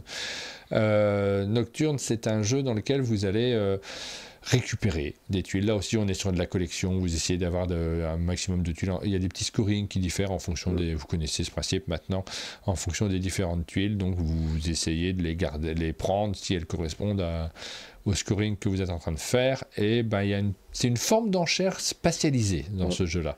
Si vous avez joué à Skyrise, qui n'est pas encore sorti dans une nouvelle version, je trouve qu'il y a ce même truc. Et étrangement, moi j'ai bien aimé ce truc-là, parce que ça fait une sorte de jeu abstrait on met nos jetons de plus en plus gros et à un moment donné tout le monde se couche et c'est le dernier qui récupère, mais on repart de ce pion-là. Et il y a des moments où les tuiles ne t'intéressent pas forcément, mais tu fais des combos. Tu t'es mis dans un lieu qui fait que le prochain choix, on est dans une impasse, il n'y a que moi qui récupère un jeton. C'est comme si vous rejouiez, vous êtes un peu fier de vous. Moi, j'ai bien aimé. Bon, Mélodie nous dit qu'elle a plus de son chez elle, mais chez nous, j'ai l'impression qu'il n'y a pas de problème de son. Alors après, tu peux faire de la post-synchro. Après, là, elle n'a pas entendu que je l'ai dit, mais... Lis sur nos lèvres. Celle-ci. Moi, j'ai bien aimé aussi Nocturne. J'aime bien, de manière générale, c'est les jeux de cette gamme. J'ai toujours un petit fait. On en a un joué d'ailleurs. Hein. Il y a le nouveau Calico. Oui, pas comme ça. J'ai lu les règles. Knitting ou quelque chose comme ça. Et pour le moment, c'est Calico mon préféré dans la gamme. C'est Calico ton préféré? Ah, parce qu'il y a plein de joueurs qui n'aiment pas du tout Calico, je ne sais pas pourquoi. Moi, j'aime vraiment beaucoup. Je crois que c'est les gens qui ont du mal à lâcher prise. Ah ouais? Qui veulent tout faire parfaitement, alors qu'à un moment donné, il y a des cases, des lieux que tu es obligé d'abandonner. Moi, j'arrive. Je suis très client de cette gamme-là, et souvent, je la présente en disant, bon... je suis pas sûr que ça soit bien, si tu veux. C'est-à-dire que je sais pas si c'est un grand jeu, si ce sont des grands jeux, mais ça correspond à mon type de joueur. Il y a un truc, le jeu de la tasse de thé, tu sais, assez simple, les parties sont rapides, tu joues ça en 25 minutes, ça va vite. T'as des enjeux, t'as des petits enjeux qui te permettent de prendre du plaisir. Et vraiment, je joue toujours avec beaucoup de plaisir à cette gamme. J'espère que ça continuera à apparaître en version française. Mais l'an dernier, d'habitude, il y en avait un SM tous les ans, et cette année, si je dis pas de bêtises, il n'y en avait pas de nouveau. Mince. La gamme dans laquelle il y a Cascadia aussi, j'aime beaucoup moi Cascadia. Je joue pas souvent, mais j'aime beaucoup. Moi, j'ai beaucoup Calico. Verdant, j'aime moins. J'aime moins Verdant. C'est celui qui je suis passé un peu à côté, mais c'est pas grave, ça peut arriver. Storybox, Contes et légendes, nouvelle boîte de Storybox qui arrive. On est toujours client, de toute façon. On a fait une vidéo aussi sur ce jeu-là, on aura l'occasion de vous la montrer. C'est signé toujours Julien Protière et Alexandre Droit. C'est illustré cette fois-ci par Laetitia Van Gass. Et on change d'univers, donc on change l'histoire qu'on se raconte. Par contre, le principe reste à peu près le même si dans chaque boîte, il y a une petite contrainte différente, une petite particularité qui se rajoute. C'est pas pour ça qu'il faut acheter les différentes boîtes. Moi, je pense que la raison principale, c'est pas tellement ces petites mécaniques en plus, même si ça donne de la variation, c'est vraiment les univers qui nous amènent à raconter des choses qui ne sont pas les mêmes. Et donc les illustrations. Et puis du coup, le public, c'est ce que je dis beaucoup sur Storybox Contes et légendes. Quand Tiki l'avait annoncé dans mon ancien travail, je m'étais dit « Ah !» Ça matche tellement avec ce manque en magasin où les gens te réclament il était une fois. C'est vraiment En fait, tu te dis, ça aurait dû être la première boîte presque, tellement c'est une évidence que c'est une très chouette thématique à faire. Oui, sur les jeux où on se raconte des histoires, il y en a eu quelques-uns sur cette thématique d'ailleurs. C'est Fairy Tail, chez Cocktail, qui reprenait aussi cette thématique et tu te racontais une histoire également avec, forcément. Ça marche toujours, les contes et légendes. On a plein de références communes. Oui. C'est le Spiel. Enfin, le Kinderspiel de cette année, la cerise sur le gâteau, le jeu de Wolfgang Warsch qui collectionne les récompenses multi-récompensées. C'est illustré par Michel Verdu. C'est chez Schmitt en version toute langue, et française aussi, forcément. C'est Pixie Game qui le distribue. Celui-ci, je me souviens plus de la règle. On en a déjà parlé, mais j'ai pas retenu. J'ai lu la règle hier et je me suis dit, il me tarde de jouer parce que j'y ai pas encore joué, parce que je crois que c'est marqué à partir de 5 ans. Et c'est quand même très complet en règle. Ouais. En fait, l'idée, c'est que cet empilement, c'est un gâteau à étage, que tu fais un layer cake, de son petit nom en pâtisserie. Et on a chacun notre pioche, tu vois, à droite, c'est une pioche. Tu as tiré 2 tuiles. Tu vas en choisir un que tu vas mettre par estimation, sans tester sur ton gâteau, que tu vas mettre au-dessus de ton gâteau. Mais derrière, c'est un draft, parce que la tuile que tu n'as pas sélectionnée, elle va aller à ton voisin, qui va en repiocher une de son paquet. Donc, tu vois, déjà, il y a cette notion de draft. On va marquer on va pouvoir prendre des petits sucres de couleur qu'on va mettre dans nos verrines en fonction des zones qu'on a agrandies. Si en posant, j'agrandis une zone rose, violet et orange, je vais prendre un petit sucre rose, violet, orange. Il y a des contraintes dans nos pots pour gagner des points. Il faut qu'on le remplisse des quantités demandées, mais avec des couleurs différentes. Donc je me suis dit, tiens, il y a pas mal de petites couches de règles, désolé. Je suis curieuse d'y jouer, et de le voir jouer par des enfants, parce que ça me paraît très, très riche en règles, mais si c'est ergonomique, peut-être que ça leur sera accessible. Désolé. Perplexus, Mandalorian, j'avais adoré les tout premiers Perplexus. Après, j'ai pas fait les suivants parce que ça reste. Scroll, tu vas voir la particularité de celui-là. Ça reste des objets de collection. C'est vrai que de temps en temps, il y a des petites particularités en plus. Ouais. Tu vas pouvoir libérer un personnage à l'intérieur, ça doit s'ouvrir. Ah, et c'est Yoda. Non, c'est celui du Mandalorian. Là, ouais, Grogu. Voilà, c'est ça. J'avais le début. Grogu, et est-ce que tu as la musique? Il faut le chanter en jouant. Et avec le bruit, évidemment, du Perplexus, qui est un jeu qu'on adore mettre dans le coffre de sa voiture quand on fait un long trajet. C'est toujours un plaisir d'avoir un Perplexus derrière soi. Moi, j'avais suivi au début et les enfants étaient fans, et j'ai toujours été impressionné, alors que j'ai des enfants très maladroits, qui m'ont jamais cassé un Perplexus. Pourtant, ils sont tombés. Bah nous on les a tous, hein. Effectivement c'est solide comme matériel, et nous on faisait c'est ça que j'apprécie aussi sur les premiers, parce qu'après il y en a eu de très durs où le défi c'est d'y arriver, et je crois que ça m'énerve, c'est un moment j'ai envie de le balancer. C'est un niveau épique je crois en termes de difficulté celui-là. J'aime pas trop les épiques par contre, parce que en fait ils sont tous potentiellement épiques, même les plus simples. Oui. Ce qui est, avec les plus simples, ce que j'adorais, moi, c'est le mode chronomètre. C'est bon, je sais le faire, maintenant je vais essayer de le faire le plus vite possible. Tu avais des automatismes et c'était super rigolo de le faire très rapidement. Et là, avec les épiques, non, c'est juste, tu y arrives et quand il y a des niveaux, des endroits qui sont trop pénibles, ça me saoule. Bon, ça va, il y a des points de sauvegarde. Donc j'aime bien réussir. Toi, tu les rushais. Bah, au bout d'un moment, quand on les connaît bien, je sais pas si j'ai encore les réflexes, parce que vraiment je m'étais beaucoup entraîné sur le premier. Bon, vous nous direz si vous aussi vous avez la possibilité de voter, et si vous aussi vous avez envie de vous lancer dans ce Perplexus Mandalorian, mais en chantant la chanson. Pas obligé. Si, ah bah si, sinon ça sert à quoi de les retenir. Map Masters, un jeu de Jan Sebastian Bach. Et Cédric, comment il est aussi indexé? Bah oui, pourquoi? Parce qu'il y a 2 modes de jeu à l'intérieur. C'est Adrien Journel qui a fait les illustrations. Il y a 2 modes de jeu. Il y a un mode compétitif. C'était le jeu de base développé par Jan Sebastian Bach. Le mode coopératif, il a été imaginé par Cédric, qui sont assez différents. Donc vous avez 2 règles à l'intérieur pour les expliquer chacun, même s'il y a une base commune, évidemment, puisque dans ces jeux, vous allez devoir composer votre donjon. Il y a un petit côté rapidité, mais c'est surtout de l'organisation pour essayer de faire un parcours dans lequel vous allez récolter différents éléments. Alors, on retrouve tous les éléments qu'on a l'habitude de voir dans ce genre de jeu. La clé pour ouvrir des portes. Eh oui. Ou des trésors. Oui. Ou la corde pour passer des gouffres. Oh. Mais voilà, des choses un petit peu attendues dans une thématique donjon. Mais ce qui est rigolo, c'est qu'à chaque tour, on tire 5 cartes, je crois me rappeler. Et vous allez acheter des cartes à chaque tour. Donc il y a un petit côté deck building dans les cartes que vous piochez et vous espérez qu'elles matchent bien les unes avec les autres et qu'elles arrivent dans le bon sens. Il y a une progression. Le premier niveau est assez facile et puis après ça devient de plus en plus compliqué. Il faut être rapide, il faut bien s'organiser. Et puis ça reste fun et très visuel. Moi ça me correspond parce que je suis un joueur assez visuel, donc j'aime bien avoir des éléments comme ça que j'assemble devant moi. Je me suis bien amusé sur ce jeu-là.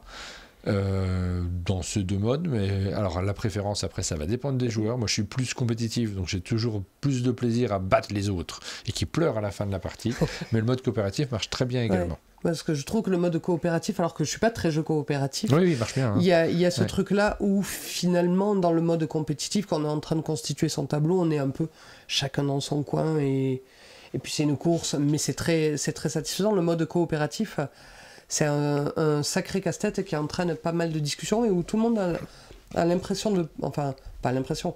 Tout le monde participe à avoir ses idées parce que la grille, elle est constituée de 1 carte sur 2 et on va devoir, chacun son tour, jouer une carte pour que chaque groupe d'aventuriers qui ne vous appartiennent pas, mais qui appartiennent en ensemble, ramène bien les éléments demandés au centre avec plein de scénarios et donc plein de niveaux de difficulté. On va continuer. Déjà 9h08, il y a encore... C'est des semaines avec beaucoup de jeux, mais on a pris du temps pour raconter. Il y a des choses qui prennent du retard. Oui. Quand même, par rapport à d'autres semaines, il y a pas mal de sorties dans ce qu'on... Il y a pas mal de choses plutôt attendues, on va dire. Et Map Masters en fait partie. Oui. On a aussi fait une vidéo qui arrive cette semaine. Je suis un peu à la bourre sur les vidéos, mais on est très chargé. Alors 2 vidéos, on va déjà diffuser le mode compétitif cette semaine-ci. J'ai une vidéo à monter avant et après c'est celle d'après que je monte et forcément on savait que ça bouchonnerait sur ce mois de septembre-octobre. C'est le moment où on est dans le bouchon. Abracadabroom, alors là on passe assez rapidement, on a quelques jeux sur lesquels on peut aller plus vite. C'est chez Asmodée, FlexiQ. J'adore ce nom de marque, ça m'évoque plein de choses. C'est un jeu familial, je crois qu'il y a marqué 7 ans, je me rappelle plus, dans lequel vous allez lancer 2 dés qui font que le premier dé indique si c'est orange, soit je prends un jeton orange et je le mets dans un des chaudrons, soit je prends n'importe quel jeton et je le mets dans un chaudron, et le deuxième dé va dire tu inverses les 2 chaudrons ou tu inverses 2 cuillères. Oh, je sais plus où sont mes ingrédients. Et en fait, au début de votre tour, vous pouvez choisir de vider un ingrédient, et c'est une course à être le premier à remplir ces petites tuiles double couche pour essayer de reconstituer son balai, parce que notre balai magique il marche plus. Voilà. Je ne sais plus si j'ai remercié Sam Weather pour son abonnement sur umdj.fr et Arcon Nexus. C'était 27 minutes Arcon Nexus sur Twitch. Merci beaucoup à vous deux. Ensuite, c'est pas ça. Hop, c'est ça. Quiz Room en bois, donc des petits jeux de quiz. Là aussi, on peut passer assez vite dessus. L'éditeur, c'est Art Feels Good. Charles Badinet, Thomas Quellin et Tristan Quellin sur la réalisation de ce jeu. Avoir la bonne réponse, c'est bien. Choisir la bonne question, c'est mieux, Rachel? Ouais. En fait, c'est un jeu qui te provoque. Tu sais, on a fait des jeux de quiz dans la voiture, et souvent, c'était des questions avec des QCM, mais je vous donnais pas le choix multiple. Et c'est exactement ce qui va se passer. Là, je vais te poser une question. Soit tu tentes ta chance de trouver la bonne réponse sans avoir le choix du QCM, et si tu gagnes genre 3 points. Ah, et oui. si tu demandes le QCM, c'est qu'un point en cas de bonne Duo, réponse. carré ou cash, quoi. Ouais. C'est une idée originale. Non, mais je critique pas, j'adore les QCM. Mais oui, forcément, dans cette catégorie-là, il y a rarement de l'originalité. Après, ce qui fait la qualité ou pas du jeu, c'est le choix des questions. Exactement. Hop, je m'écarte, je me bouche. Et je reviens à la caméra. Dans les grosses sorties de la semaine, on a Happy Letters, là aussi, on vous diffuse. Ah oui, bah cette vidéo-là aussi peut arriver. Par exemple, aujourd'hui, j'attends juste le feu vert de Debo qui est sur le chat, peut-être encore. Sur Happy Letters, on a réalisé la vidéo ensemble. Erwan Morin, Thierry Sayès à l'autorat. C'est illustré par Christine Alcouf. Comme d'habitude, c'est Tiki Édition qui font ce jeu. Et c'est un jeu de lettres dans lequel vous allez composer des mots, tout simplement. En fonction de votre grille, vous essayez de faire des lignes ou des colonnes en fonction d'un thème qui est tiré au sort à chaque tour. Donc, par exemple, on a l'exemple là au dos de la boîte, un animal domestique. Le furet, ça prend les 4 lettres de la ligne, donc on va pouvoir les valider. Le but étant de valider toute sa grille le plus vite possible pour pouvoir la retourner. Puis, valider la deuxième grille qui est au dos, qui est un peu plus difficile normalement. Et une fois qu'on a validé les deux, on a gagné. Si on est le premier. Oui. C'est un jeu dans lequel il peut y avoir des égalités, c'est pas gênant du tout d'ailleurs, puisque ça fait partie de... On a du plaisir à essayer de faire sa grille, d'être efficace. Si on arrive à battre les autres, c'est génial. Si on est en même temps, c'est pas très grave. Le plaisir de faire des mots en fonction des lettres, c'est simple. Le matériel est simple et ça permet d'expliquer le jeu très vite. Puis il y a des sensations de jeu. Je pense que rien qu'à ma description, vous avez compris directement si c'est le genre de jeu qui peut vous plaire. La question que vous vous posez, c'est est-ce qu'il faut avoir des joueurs qui aiment les mêmes choses en même temps, qui ont le même niveau? C'est résolu à l'intérieur parce que vous avez des grilles de niveaux différents, donc vous pouvez jouer avec... Pour un animal domestique, je lisais une ode, ça marche pas, hein, ta proposition pour un animal domestique. Mais là, c'est là où c'est drôle, c'est que des fois le cerveau il freeze, il voit des mots et il veut plus en changer, et il n'arrive pas à être force de proposition. C'est ce qui arrivera dans la vidéo quand elle sera diffusée. Ah oui. Que je vous encourage à mettre des gentils mots pour mes bêtises que je dis. Non, mais elle est stressée, Rachel, mais on l'a déjà dit en matinale. Tu t'es stressé par rapport aux réponses que tu as dit. Bon, j'ai dit des mots intelligents, mais derrière j'ai dit des grosses bêtises. Ouais. Donc voilà, vous avez des niveaux de grilles différentes, vous pouvez jouer avec des niveaux de grilles différents pour intégrer des joueurs plus ou moins forts autour de la table. Ça fonctionne très bien également. Nous, on a tous le même niveau, donc évidemment, on peut prendre tous la grille numéro 6. Étant donné notre... Non, mais il faudrait que j'y rejoue, moi, avec ces niveaux-là. Je ne l'ai pas trop fait encore. Hein. On tourne souvent autour du 3-4, et j'ai pas joué des 5-6. Essayons ça. Oui, je crois elle a laissé la boîte. Je crois que j'ai du retard dans les votes. Et je vous fais voter pour ce jeu. C'est bien cette matinale, on tous. Désolé pour vos oreilles. Star Realms. Ah oui, en plus je vois les jeux de la fin, il y a beaucoup de choses très attendues encore. Star Realms Academy. Alors là, on est sur le Star Realms très accessible, hein, celui-ci. C'est le plus accessible. Vous connaissez le jeu de deck building qui était déjà très accessible, le jeu de base, mais où on affrontait son adversaire. Souvent, les jeux de deck building, on essaye de développer un moteur pour marquer le plus de points possible. C'est la base de Dominion, par exemple. Mais même dans un jeu comme Ascension, comme Thunderstone, qui est sorti juste derrière, c'était chacun fait son aventure. Les uns à côté des autres, et c'est le meilleur qui l'emporte. Là, on tape son adversaire, on mélange un petit peu les sensations des TCG avec ce deck building. On agresse, on essaie de faire baisser les niveaux de vie. Ça a très très bien marché, Star Realms. Et là, vous avez une version avec des dessins plus infantiles. Oui, et puis une version junior. Et souvent, les premiers deck building n'arrivent pas à aboutir. Là, je trouve qu'il y a plein de très bonnes idées. Je crois qu'il y a marqué 7 ans sur la boîte, et je pense que ça se tente légèrement en dessous. C'est que déjà, la première bonne idée qui paraît toute bête, c'est que vous jouez que 3 cartes à votre tour. Et ensuite que tout est matérialisé par du matériel.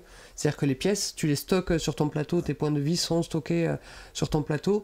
On retrouve pourtant les bonnes idées de Star Realms avec les bases qu'il va falloir détruire avant de pouvoir attaquer son adversaire. La notion de couleur, de si dans vos 3 cartes vous avez joué la couleur demandée, vous faites la ligne supplémentaire.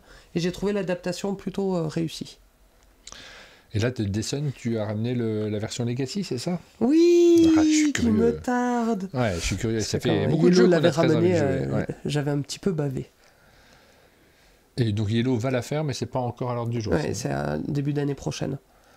Je pense qu'il n'y a pas tant de textes qu'on peut s'en sortir. Bon, oui, là-dessus, on peut jouer en anglais, c'est pas un problème. Medical Mysteries Miami. Donc là, nouvelle boîte dans la collection des Medical Mysteries. Donc, un jeu d'enquête, mais dans un domaine médical. Et ça change, parce que finalement, des jeux d'enquête, on est noyé sous les jeux d'enquête actuellement. Oui. Mais là, savoir quel est le problème, quelle est la maladie, quel est le diagnostic qu'on doit poser. C'est surtout ça, oui. C'est très Dr House, c'est le temps avance, chaque action que tu fais te coûte du temps, ça c'est très classique au jeu d'enquête, mais c'est très diagnostic et médical parce que je suis très contente du succès que connaît le jeu, parce que j'avais peur que des gens trouvent ça trop studieux, parce que t'as pas besoin d'avoir de connaissances médicales, et les connaissances médicales me paraissent correctes, mais t'as des supports, des choses à lire, le champignon se soigne avec tel médicament ou tel médicament. C'est rigolo, ouais. Et si vous voulez savoir quelles sont les particularités de Miami, je crois pas qu'il y ait de notion de changement de difficulté, mais dans Miami, il y a des scénarios où les malades arriveront par deux. Regardez des séries médicales, vous saurez qu'aux urgences, les patients arrivent rarement un par un, très sagement. Moi, j'ai regardé les séries médicales et j'espère qu'on retrouve ça aussi dans ce genre de jeu. C'est que souvent, il y a des histoires entre les médecins, les soignants. Oh, si, il se passe des trucs, il y a bisbis, peut-être qu'autour de la table, voilà. Ensuite, on a Transorient Express. Donc ça, c'est un petit jeu de cartes. Alors, on est dans la catégorie, j'ai envie de dire des Splendor-like, parce que j'ai pas le terme en fait. Comment on peut appeler ça autrement? Parce que c'est vrai qu'on rapporte...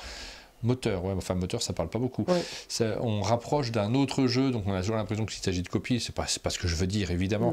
Mais c'est un jeu dans lequel, effectivement, vous allez poser pas forcément beaucoup de cartes et essayer de créer le petit moteur qui fonctionne le mieux possible. C'est Franz Scudder, l'auteur de ce jeu. Lady Seven Gas, on l'a déjà cité. Storybox Contes et Légendes. Et c'est marrant, là, c'est 2 sorties la même semaine. Et c'est assez joli, d'ailleurs. Oui. Avec plein de dorures. Il y a des dorures à l'intérieur. Et voilà, les dorures, le foil, le nouveau classique.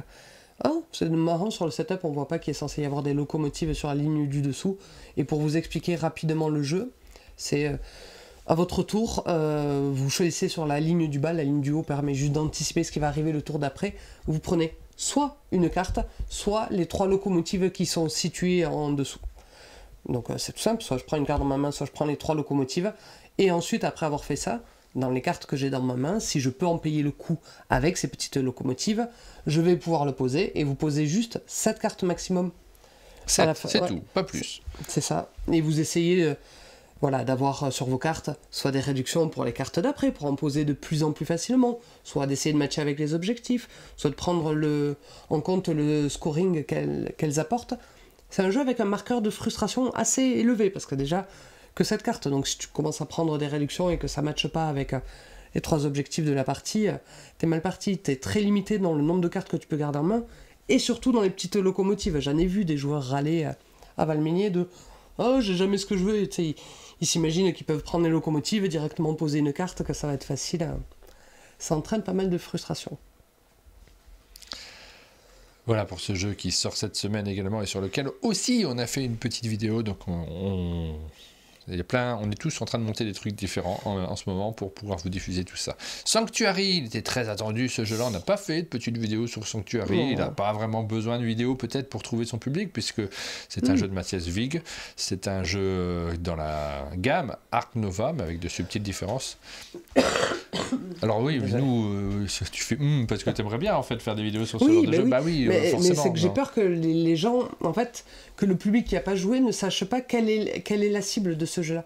Parce qu'en fait, ça reprend tout à fait Ark Nova. Si vous avez joué Ark Nova, je peux vous expliquer Sanctuary en 3 minutes montre en main.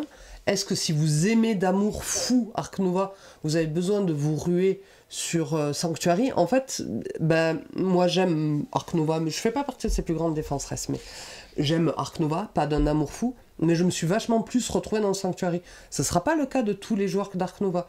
Ne vous imaginez pas non plus que c'est un Ark Nova familial. Non.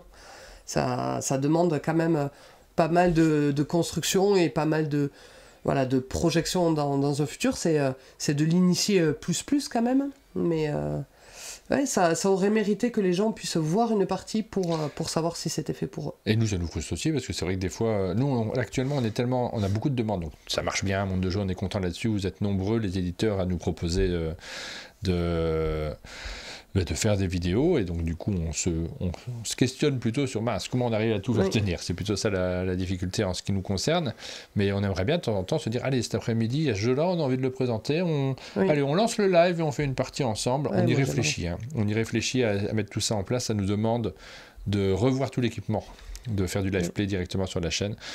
Pénélope l'a fait, oui, elle fait ça déjà. Pénélope, elle s'est autorisée ça. Elle le fait depuis toujours, faire des live play sans avoir forcément de demande des éditeurs. Ça demande une organisation qui... nous, on aime bien avoir la possibilité de monter, donc il faut qu'on adapte cette disposition-là, et notamment pour pouvoir accueillir un réalisateur qui change les plans en direct, parce que c'est pas si simple en réalité quand tu fais du live play. Je ne critique absolument pas les autres chaînes Twitch qui le font, mais souvent ils ne changent pas les plans, ils vont pas se permettre, ou alors de temps en temps quand ils montrent un autre domaine, ils se mettent dans un coin et puis tu as un plan fixe dans toute la durée. Je trouve que c'est super pour Twitch, mais je trouve pas ça super pour YouTube, pour rediffuser derrière. Mais donc, je réponds à Cénote qui dit, vous avez un autre rôle, tout va bien. Il y a aussi le rôle, mais il y a aussi l'envie. Des fois on aimerait le faire. Non, on veut pas marcher sur les plates-bandes des uns et des autres, mais ça nous plairait, en fait, on adorerait ça. Et puis même sur des vidéos faites avec les éditeurs, on aimerait bien pouvoir vous accueillir aussi en live. Donc simplement pour répondre à notre envie, on réfléchit à comment aménager. J'ai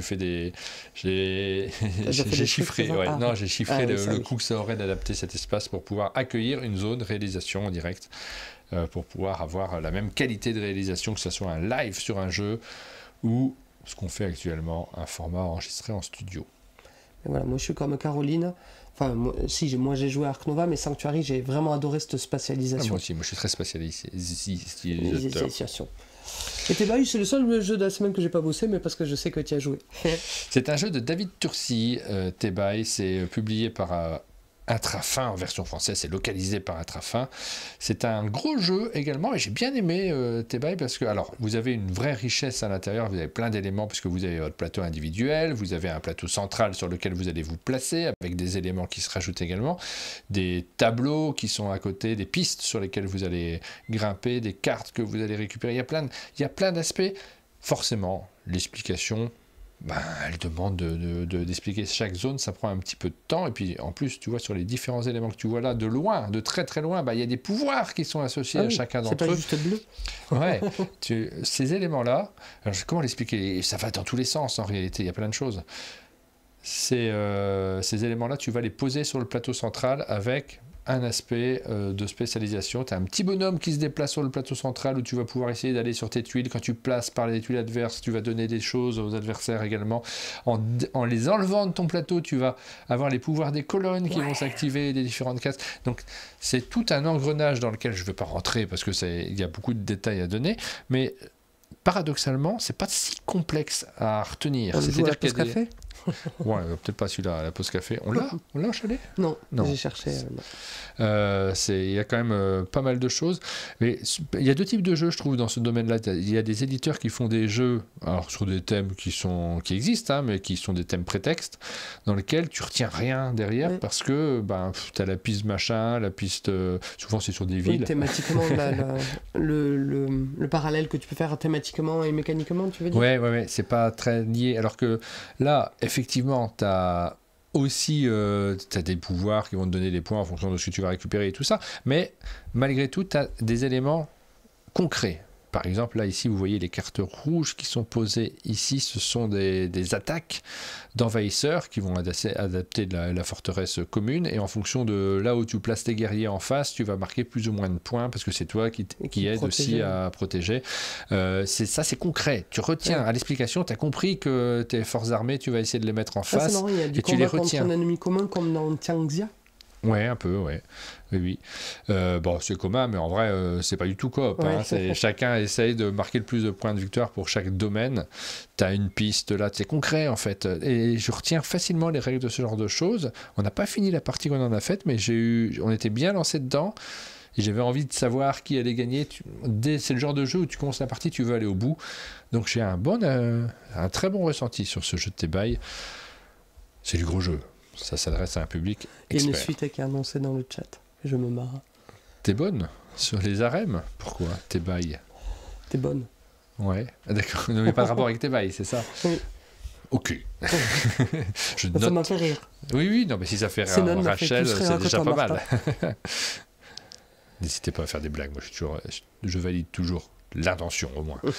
Ensuite, on a Eternal Dex. C'est là qu'on vous invite à aller voir la vidéo du Passe-Temps, parce que je l'ai regardé hier. C'est fou la vidéo qu'ils ont fait pour expliquer ce jeu.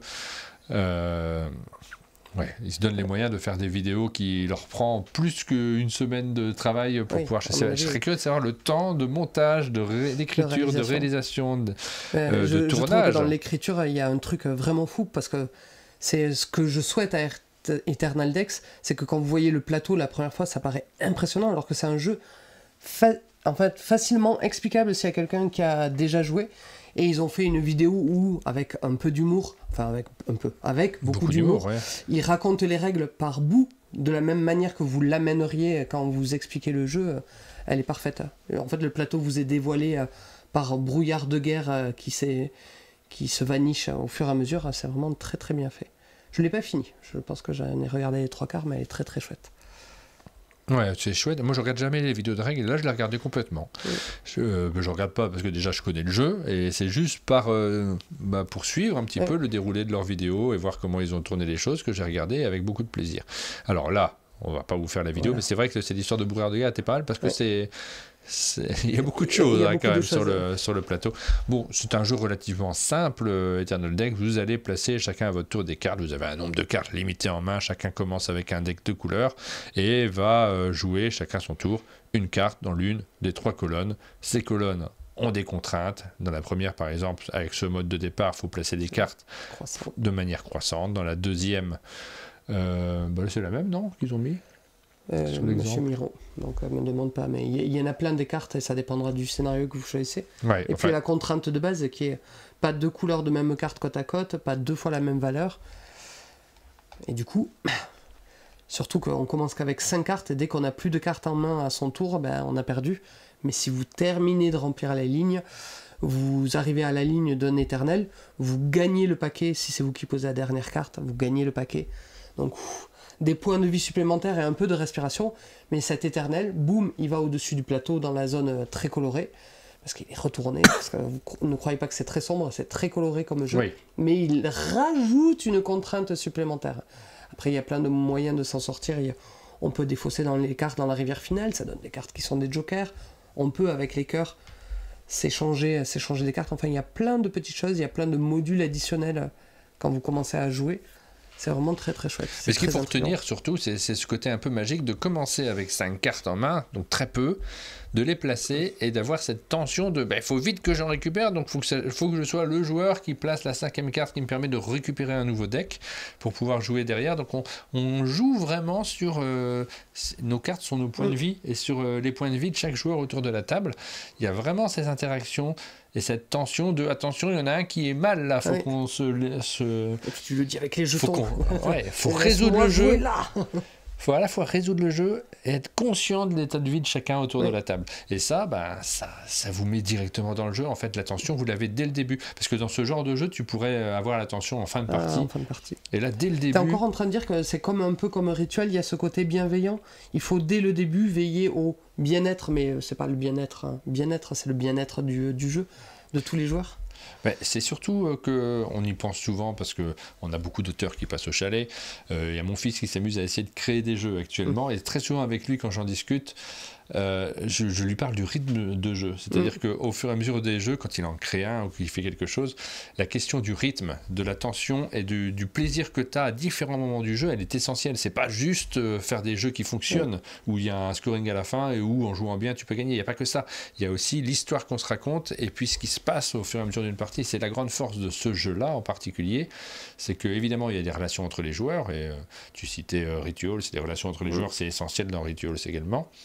Mais il y a le fait d'avoir du plaisir tout le temps. Oui. Et Eternal Deck est très fort là-dessus. C'est marrant, ouais, parce que moi, il y a un truc que je déteste dans les jeux, c'est cette impression que je suis sur une autoroute. Rien que d'avoir posé une carte, la suite de mon jeu, elle est toute tracée. J'ai plus de choix à faire à partir de ces premiers. C'est notre dit. Merci Rachel pour tes ressources pré-Essonne sur Insta.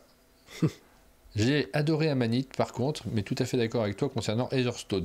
Ah ben, nos propos privés restent nos propos privés, mon frère. Ah oui, publie tes propos en public, là. Mais je l'ai dit, du coup, tu vois, je les découvre au fur et à mesure. On a fait le tour des jeux qui sortent cette semaine. Je peux faire des paris sur ce qu'on trouve au sommet du podium. Je vous fais voter pour Eternal Deck, j'avais pas lancé le vote. Là, ça y est, il est lancé. Oh, pourquoi il y a une boîte comme ça qui apparaît? C'est que j'ai mal fait un truc. Ah. Je sais pas. Mais comme il faut mettre à bout du jeu à 3 endroits, j'ai peut-être raté un truc. Ouais, tu me diras si c'est pénible hein, sur le visage de fiches, parce que moi je fais tout à mon idée. Mais... Au contraire, c'est rigolo, ça permet de réviser, de se poser sur le jeu 2 minutes. Parce que les outils, on les ai créés à la base pour moi. Donc avec mon caractère, mes envies et puis mon côté un peu graphique aussi, j'aime bien concevoir des choses qui me plaisent. Et en vrai, quand tu partages un outil avec quelqu'un d'autre, c'est pas du tout forcément les mêmes façons de faire. Alors, vous avez pu voter également pour Eternal Deck. J'attends quelques minutes avant de vous... Je dis qu'il y a Eternal Deck, Sanctuary, et j'espère que nos propos un peu gays sur le Hobbit, histoire d'un aller-retour, le propulse assez haut. Assez haut également. Je regarde un peu, on remet les différents... Ça, je dis, ce podium que je vous donne, c'est celui que je pense qui va être... Ouais, on l'a pas regardé, nous, parce qu'on n'a pas fait les votes au fur et à mesure. Qu'est-ce qui va arriver sur le podium? C'est vrai que le Hobbit, on a bien aimé. Oui. Est-ce que ça sera très haut? Je ne sais pas. On a bien parlé de Nocturne également, mais ça reste plus anecdotique, on va dire, comme type de jeu d'une certaine manière. Moi, c'est sûr que j'achète direct. Hein, vous voyez, ne prenez pas ça pour de la critique. Quand je vois ces jeux qui sortent, je sais que je prends direct. Non, il y a Amanite dans le podium, à la place du Hobbit. J'essaie d'anticiper, moi, ce que les gens vont voter. Je pense que Storybox comptait Légende, mais je pense pas qu'il arrivera en haut des podiums parce que vous connaissez le jeu, donc naturellement il y a aussi cette impression de se dire des fois j'ai déjà une autre version, donc ça, on sait que des joueurs vont réagir comme ça. Map Masters, c'est très chouette également. Happy Letters quand même, parce que chez moi il y a Happy Letters qui est haut dans mon classement. Ouais. J'aime beaucoup les jeux de lettres. Moi j'essaie juste d'imaginer le podium. Tebaï, c'est très bien Tebaï. Medical Mysteries et les gens sont... Bon, Eternal Deck, il sera premier. Star Realms, alors peut-être pas cette boîte-là de Star Realms. Tu crois qu'Eternal Deck est plus... Quoi qu'il arrive devant Sanctuary? Oui.